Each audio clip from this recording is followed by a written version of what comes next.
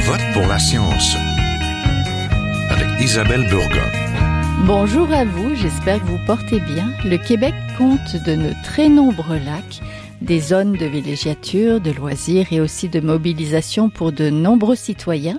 Les activités humaines, l'urbanisation en tête, agissent sur nos lacs. Les changements climatiques apportent aussi des changements de la hausse de température au ruissellement des polluants liés aux incendies. Un comité de sauvegarde du lac Cristal à Saint-Zénon se bat pour que ses eaux turquoises le restent, en dépit des coupes forestières prévues dans son pourtour. Car la santé d'un lac ne se passe pas juste entre ses rives. Il faudra s'attarder à l'ensemble du bassin versant, ce vaste territoire où circulent les rivières et autres aquifères, source d'approvisionnement de ces eaux. C'est donc ce large bassin qu'il faudra préserver pour la santé du lac. Comment prendre soin de nos lacs et les défendre? Pour le savoir, restez avec nous.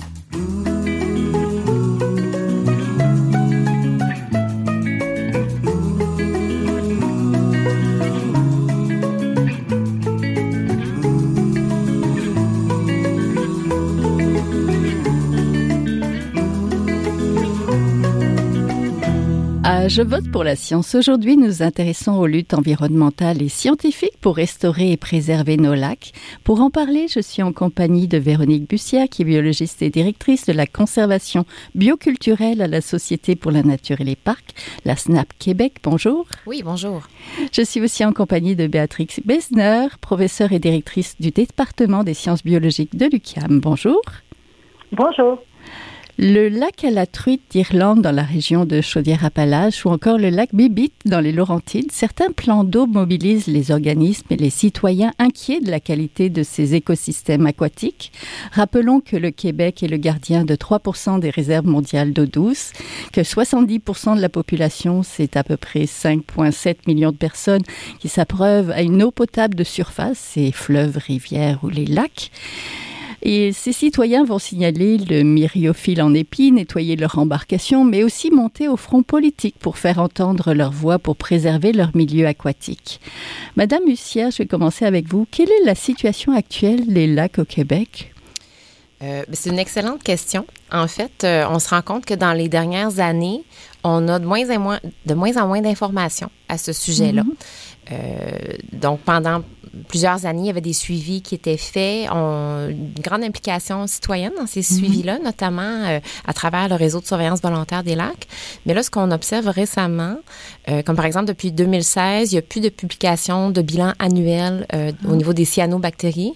Et depuis cet été, en fait, il y a des coupes au niveau du gouvernement dans les analyses de laboratoire qui étaient faites pour les suivis. Donc, on va avoir moins d'informations sur l'état de nos lacs. Oui. Est-ce qu'on observe une dégradation ou une amélioration générale? Est-ce qu'on est capable quand même de dire ça? Bien, si on regarde dans les années récentes, on avait certaines études qui démontraient que une grande majorité de nos lacs, malheureusement, sont affectés par des polluants.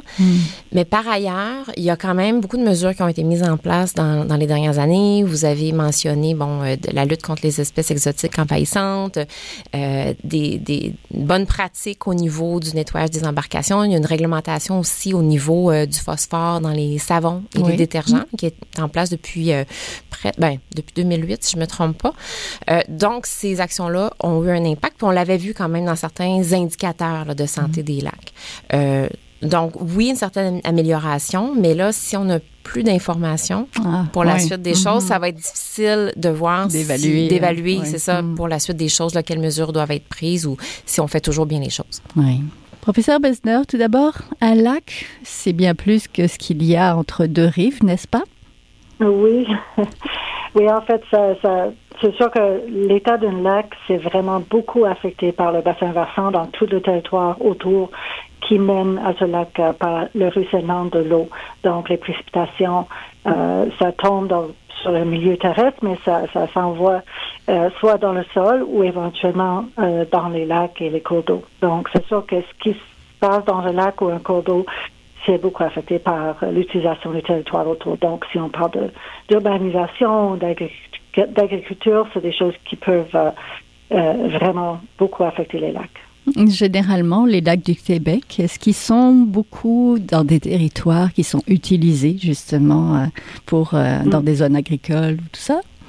Oui, je dirais au sud du Québec, oui.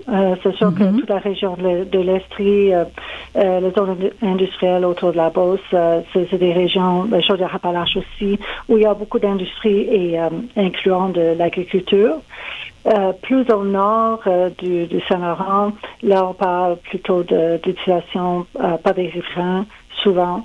Une fois, quand on parle des Laurentides, par exemple. Oui, des villégiatures, par exemple. Oui, exact. Qui a aussi un effet, mais souvent c'est un peu mieux géré, je dirais, ou peut-être un peu, c'est à une quantité moins industrielle, disons. Oui, oui. Donc, souvent, c'est géré plus à l'échelle individuelle. C'est pas les mêmes polluants finalement, et c'est pas la même chose qui se retrouve dans le lac. Exact, mais des fois, c'est les mêmes polluants. Si on parle des engrais pour améliorer la croissance des végétations, il y a aussi des gens qui mettent ça sur leur pelouse, qui n'est pas conseillé. Ce n'est pas conseillé non plus de couper tous les arbres sur leur terrain pour empêcher que l'eau ruisselle trop rapidement. Oui, oui. Il y a des gens qui veulent voir absolument leur lac et qui se mettent à tout couper. Donc, Madame Bussière, le ministère des Ressources naturelles a autorisé la coupe de la forêt entourant le lac Cristal à Saint-Zénon. Pourquoi est-ce que ça pose une menace pour les eaux de ce lac? Madame Bessner vient d'expliquer l'importance du bassin, la notion de bassin versant autour d'un lac, l'importance. La particularité du lac Cristal, c'est déjà que c'est un lac de tête, donc en amont, en haut d'une rivière et d'autres lacs qui vont couler vers le Saint-Laurent éventuellement. Et c'est un lac qui a un très petit bassin versant. Donc, même si la superficie des coupes qui a été autorisée en elle-même n'est peut-être pas si grande, elle affecterait 50% du bassin versant. Donc, c'est quand même énorme. Le lac Cristal aussi étant un lac donc, de tête, c'est un lac qui est qu'on dit hyper oligotrophe, donc très pauvre en nutriments. Ce qui est une bonne chose, en fait. C'est ce qui fait que le lac est très pur, que ses eaux sont très claires, très cristallines, d'où son nom, le lac Cristal. On a des images, par exemple, du lac Louise dans les Rocheuses. C'est un peu la même chose. Le lac Cristal, c'est un lac qui est bleu, turquoise, cristallin, qui abrite quand même certaines formes de vie. Il y a des populations indigènes de Tsouladi et de truites, d'omble de fontaine, pardonnez-moi. Le risque avec les coupes, il y a une autre particularité du bassin versant, c'est que la couche de terre et de végétation est très mince, puis le roc est très, très proche. Donc, si on coupe, on a un risque très grand de lessivage, donc de tous ces sédiments-là, d'érosion, des sédiments qui vont se retrouver dans l'eau, qui vont venir enrichir l'eau, qui vont venir la troubler, bref, et qui vont avoir des impacts très grands sur le lac, mais sur tout ce qui se trouve en aval aussi, les rivières et les lacs en aval. Il y a une mobilisation citoyenne pour ce lac-là? Oui, il y a une grande mobilisation citoyenne. Il y a une mobilisation aussi des municipalités environnantes. En fait, ce qui est intéressant dans ces luttes-là, c'est que, les lacs, on le voit, les gens les ont à cœur, ils tiennent. Et à travers, quand il y a des projets comme ça, des menaces, il y a une prise de conscience. Il y a une prise de conscience de certaines notions d'écologie, en fait, de certaines notions scientifiques, puis une prise de conscience de la fragilité aussi de ces milieux-là. Donc, oui, une grande mobilisation qui continue encore à ce jour, parce que le dossier n'est toujours pas réglé, en faveur de la protection de ce lac-là. Puis, il y a même une proposition d'aire protégée qui a été déposée dans les dernières années pour venir protéger l'entièreté du bassin Déposée par la SNAP? Non, déposée par la municipalité. Si je ne me trompe pas, avec le soutien des citoyens. Il y a aussi la ZEC des Nymphes qui recouvre en fait une portion du bassin versant du lac. OK, qui veut le protéger. Oui. Vous protéger ces eaux. Mais avec le soutien de la SNAP Québec, ça fait quelques années qu'on travaille avec eux. Entendu. Professeur Bessner, comment définir la santé d'un lac? Quand on dit un lac est en bonne santé, on entend quoi? Oui, c'est souvent par rapport à ce que Mme Bussière a déjà mentionné, c'est que souvent on parle de l'état d'eutrophisation, c'est-à-dire combien de nutriments se retrouvent dans le lac. Est-ce que c'est un lac assez pauvre en nutriments ou assez riche? Donc, souvent l'enrichissement, ça se fait par l'utilisation du territoire, comme on a parlé tantôt, quand on coupe des arbres, par exemple, aussi. Donc, cet enrichissement, ça fait que le lac devient souvent de moins en moins en santé. Donc, c'est une caractérisation, c'est par la quantité de nutriments. Et si on parle surtout du phosphore et de l'azote comme étant les nutriments les plus importants pour la vie dans un lac. On a tendance à penser que plus est meilleur, mais c'est pas le cas avec les lacs. En fait, ce qu'on veut, c'est quelque chose.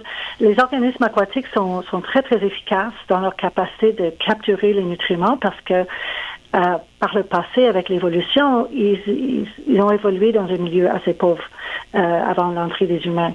Donc, ils sont très, très aptes à capter les nutriments. Donc, quand on enregistre, ils répondent en masse. Et ça fait des biomasses des organismes qu'on ne veut pas voir comme les cyanobactéries. Oui. Donc, souvent, la présence des cyanobactéries, c'est une façon assez simple de savoir si un lac est en pauvre santé parce que c'est un indicateur d'un lac pollué. Oui, malade. Et là, je parle vraiment des floraisons de cyanobactéries. Parce que les cyanobactéries sont toujours présentes, mais à faible densité, parmi d'autres phytoplanctons. Mais quand ils deviennent l'espèce dominante ou les espèces dominantes à la surface du lac qui ressemble à un lac qui était dans lequel on a jeté de la peinture verte bleu-vert, là, on a un problème. Oui, c'est ce qu'on appelle les algues bleu-vertes, justement. Exact. Dans le langage courant. Mais est-ce que quand un lac, quand il est eutrophisé, justement, est-ce que quand il vieillit, est-ce que tous les lacs, deviennent pas, justement, c'est pas l'avenir du lac? Quand un jeune lac ne l'est pas, mais quand il vieillit, il va l'être de plus en plus. Il y a un peu de discussion dans le monde scientifique présentement sur cette question-là. Est-ce que c'est vraiment l'état naturel vers tous les lacs vont y aller? C'est sûr que les lacs se remplissent avec le temps. Mais on a beaucoup de lacs très, très profonds qui vont prendre des milliers d'années à se remplir et on peut poser la question, est-ce qu'on va avoir une autre glaciation? Est-ce qu'il va y avoir d'autres choses qui rentrent dans le temps géologique que ça va prendre pour remplir certains lacs? Donc, c'est pas nécessairement toujours le cas qu'ils vont devenir eutrophes. Ils vont se remplir, oui. Ils vont devenir de moins en moins creux, mais est-ce qu'ils vont devenir vraiment eutrophes avec des blooms de cyanobactéries? Ça, c'est une question très, très ouverte encore. Okay. Mais oui, c'est pour ça qu'on parle souvent d'une eutrophisation culturelle, c'est-à-dire une eutrophisation qui est causée vraiment par les humains, par l'activité des humains dans les bassins versants. Oui. Madame Bussière, beaucoup d'organismes de la société civile ont à cœur leurs lacs. Est-ce que les citoyens et les municipalités ont les outils nécessaires pour les protéger? Il y a quelques outils qui sont à leur disposition. Les municipalités, par exemple, peuvent mettre en place des règlements. Tout ce qui est au niveau du nettoyage des embarcations, ça, c'est souvent dans la trousse à outils des municipalités de mettre en place ces réglementations-là. Ils peuvent mettre des réglementations aussi par rapport... en fait, il y a une politique, par exemple, de protection du littoral et des bandes riveraines, mais les municipalités peuvent mettre en place des règlements qui vont aller au-delà, qui vont être qui vont protéger davantage nos lacs que la politique en place. Le problème, c'est souvent l'argent pour la mise en œuvre. On fait beaucoup de plans de gestion, de plans d'action, de plans intégrés. Il y a des organismes de bassins versants aussi à la grandeur du Québec qui sont en charge de ça. Mais comme je le mentionnais en début d'entrevue, il y a des coupures un peu partout. Et parfois, on a la volonté d'agir, mais on a peu d'argent, par exemple, pour mettre en place une nouvelle station de nettoyage d'embarcation ou juste pour faire les analyses, pour acheter les instruments aussi, pour pouvoir faire les prélèvements. Donc, on le voit là, à la grandeur du Québec, il y a vraiment une mobilisation en faveur des lacs. Donc, il y a beaucoup d'yeux, il y a beaucoup de mains qui sont là, voilà. Mais parfois, c'est ça, il manque l'argent. Les ressources. Puis, peut-être un autre obstacle aussi qu'on observe, c'est qu'on a cette volonté-là d'agir au niveau local. Je parlais tout à l'heure d'air protégé. L'an passé, il y a eu un appel à projet du gouvernement du Québec, du ministère de l'Environnement, pour des projets d'air protégé. Puis on a vu, notamment dans les Laurentides, mais ailleurs aussi au Québec, plein de municipalités qui ont déposé des projets d'air protégé, des groupes citoyens, des communautés autochtones.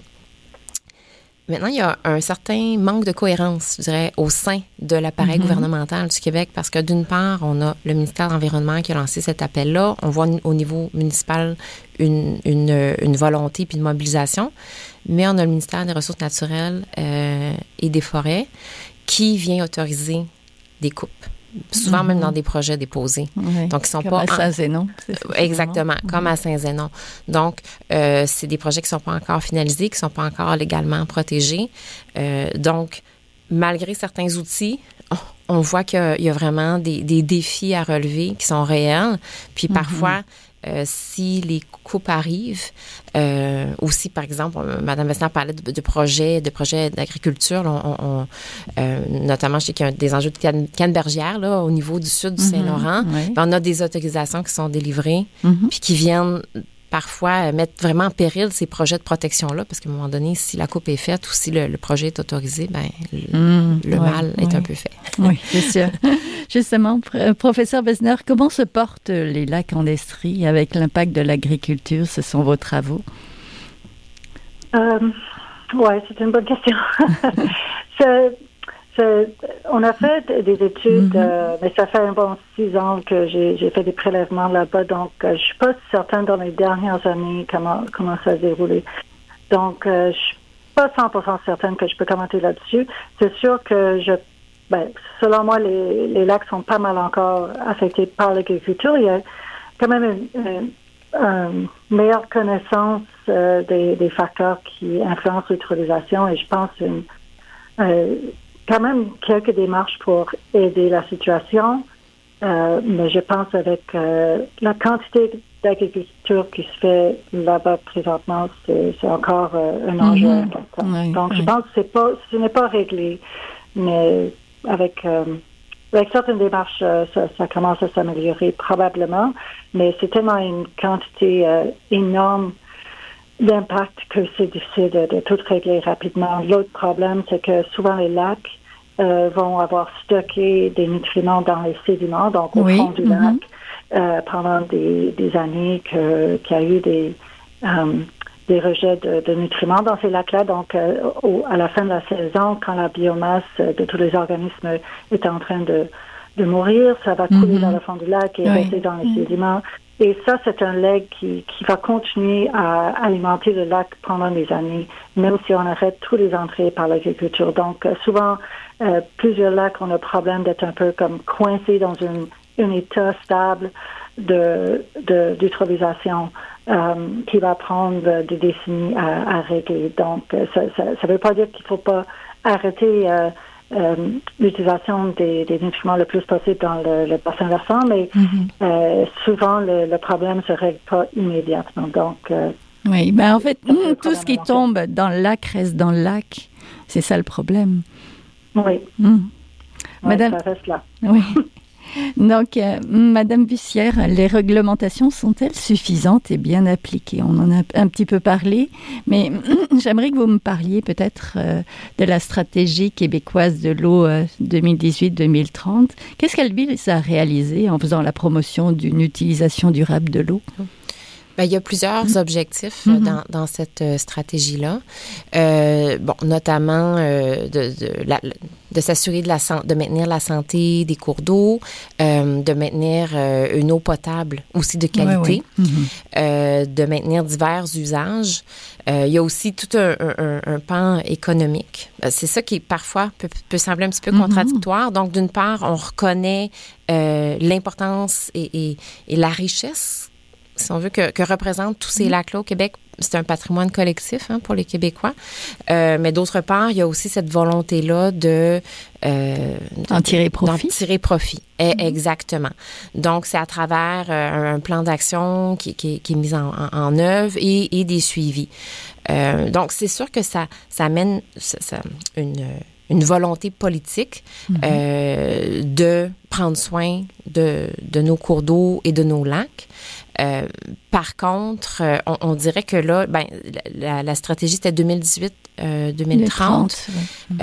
Mais d'après ce que je voyais, c'est ça. Il y a eu comme un élan dans les premières années, mais là, tout d'un coup, il y a un petit désengagement. C'est comme si là, soudainement, il y a d'autres impératifs qui viennent prendre le dessus. Ouais. Il y a eu la pandémie entre-temps aussi. Il y a eu la pandémie, puis il y a tout...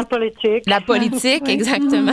La protection de l'environnement, c'est... On a la science d'un bord et il y a la politique souvent qui vient parfois porter, mais parfois mettre des bâtons dans les roues.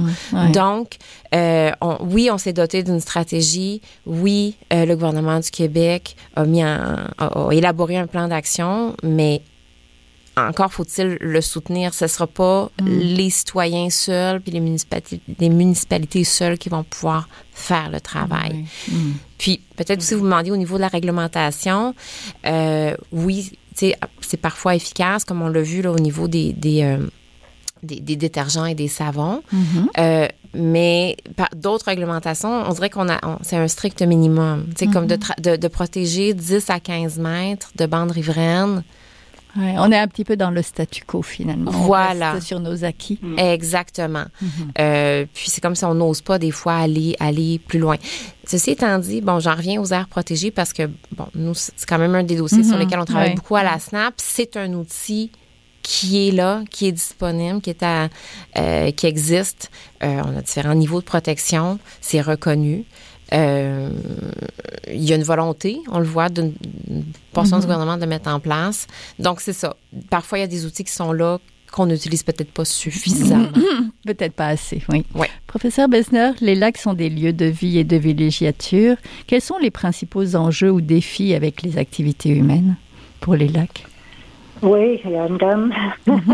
Donc, c'est sûr qu'il y a les questions d'utilisation du lac en soi par les gens. Donc, les bateaux moteurs, les sidous, c'est des enjeux importants, je pense, on n'a peut-être pas tendance à toujours penser à la pollution sonore, mais c'est aussi un enjeu de plus en plus, s'explorer en écologie aquatique aussi. Donc, ça, c'est un enjeu pour les poissons qui est en train et peut-être même d'autres organismes. Il y a beaucoup d'insectes qui utilisent des sons que nous, on n'entend même pas, mais en dessous de l'eau, ils utilisent des sons pour communiquer, pour trouver des partenaires de reproduction. Donc, c'est quand même des enjeux que on n'a peut-être pas toujours tendance à penser. Donc, c'est sûr, je pense que pas mal du monde a déjà entendu des problématiques des espèces exotiques envahissantes. On parle tout le temps de nérophiles présentement, mais il y a d'autres espèces aussi, incluant des animaux qui peuvent perturber tout le réseau alimentaire dans un lac. On a parlé de la question de la pollution, les polluants. On a parlé beaucoup des engrais comme polluants, mais c'est sûr qu'il y a aussi des polluants comme les pesticides qui sont aussi des enjeux dans les milieux agricoles. De plus en plus, on parle aussi des PFAS. L'acronyme pour un long terme chimique, mais en fait, c'est un enjeu très important pour la santé humaine et pour la santé des organismes aquatiques. Et il y a aussi l'enjeu des microplastiques de plus en plus dans les eaux douces. Oui, on entend parler pour le fleuve Saint-Laurent, mais ils sont dans les lacs aussi. Oui, et finalement, je veux juste terminer avec les changements climatiques. Quand j'ai parlé de la politique tantôt, c'est un peu l'enjeu qu'on voit, je trouve, ces jours-ci, c'est que les changements climatiques, c'est comme si ça a été rejeté par certains politiciens, et là, on n'en parle plus comme si c'était un enjeu, mais en fait, c'est l'enjeu, je dirais, le plus important, et c'est un enjeu qui accélère tous les autres changements, parce que ça interagit avec beaucoup d'autres interactions, comme la croissance des cyanobactéries, qui est favorisée par les températures plus élevées, et d'autres changements dans la stratification thermique des lacs et tout ça. Donc, il y a tous ces enjeux-là qui sont à la base affectés par les changements climatiques, mais chacun doit être résolu de sa façon aussi. C'est sûr. Madame Bussière, comment encourager les citoyens à s'informer et à s'impliquer dans ces dossiers-là? Parce qu'on l'aime, notre lac, on vit à côté, on en a l'usage. Mais pour s'impliquer? Bonne question. Il y a beaucoup d'associations de lacs un peu partout au Québec. Donc, déjà de s'informer s'il y en a une dans le lac auquel on s'intéresse, à proximité, auprès duquel on vit, d'une part. Souvent, il y a déjà une association de lacs.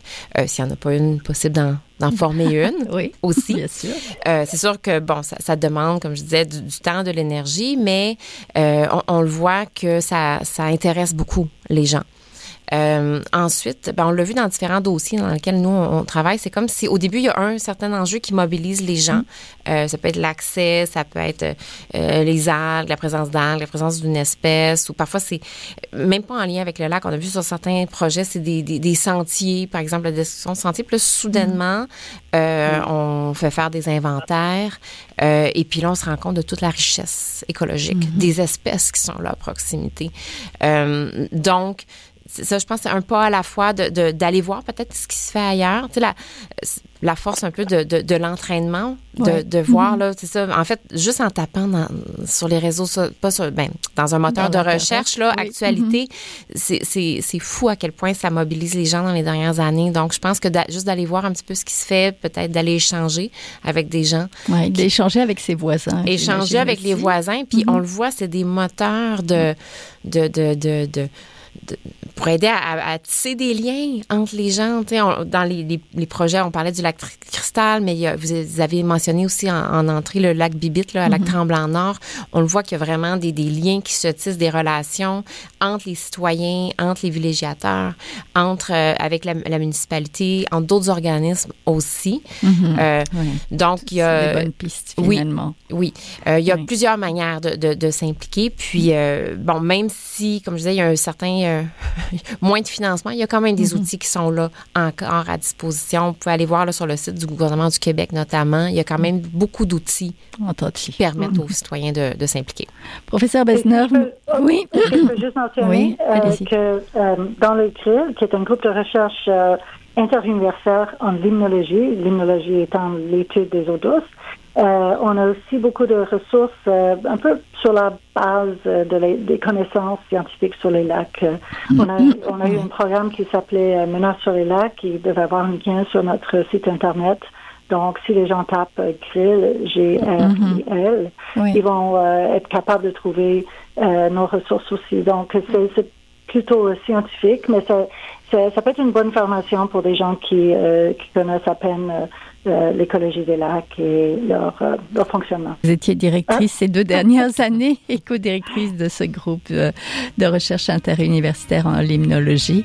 Donc, merci beaucoup. On était en compagnie de Béatrix Besner, professeure et directrice du département des sciences biologiques de l'UQAM, et de Véronique Bussière, biologiste et directrice de la conservation bioculturelle à la SNAP Québec. Merci. Merci à vous. Merci.